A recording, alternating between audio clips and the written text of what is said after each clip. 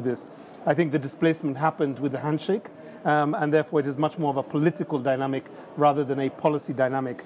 And lastly, I think... all right, the Irungu syndrome. The deputy president is coming out, and so we have to...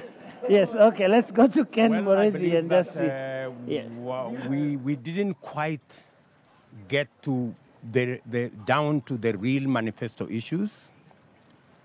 I would have hoped that my competitor would have been here so that Kenyans can have the benefit of looking at both sides.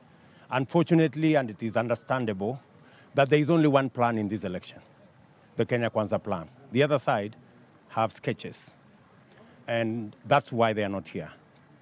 We are the only side that has a plan on fighting corruption, conflict of interest, state capture. The other side are actually hostages. And in fact, they are sponsored by the people who are actually culprits of conflict of interest. And that's why they're not here, because they do not want to offend their benefactors. Unfortunately for all of us, we didn't have the benefit of the other side, but I think the people of Kenya have information. They know why they will go to vote on the 9th of August. Now, how would you describe this decision by your competitor not to be at this particular debate? Now that you're saying that you've gotten the opportunity to articulate your issues, but yet you believe that he should have been here, how would you describe his not being here? As I have said, he is not here because he doesn't have a coherent plan. He cannot support a coherent discussion.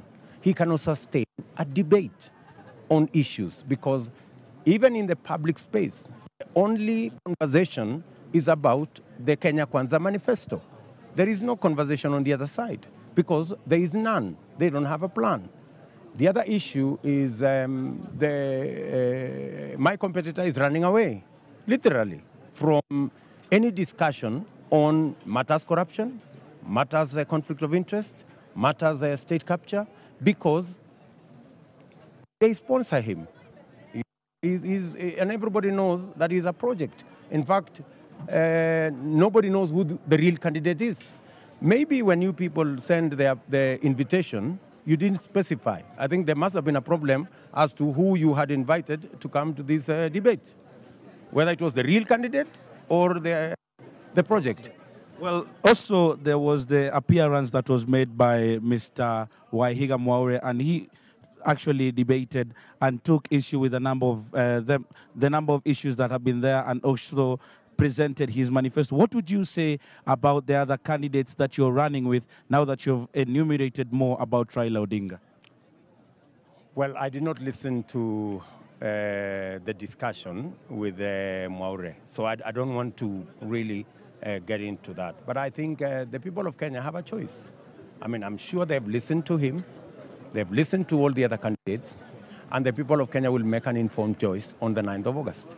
Thank you very much, sir.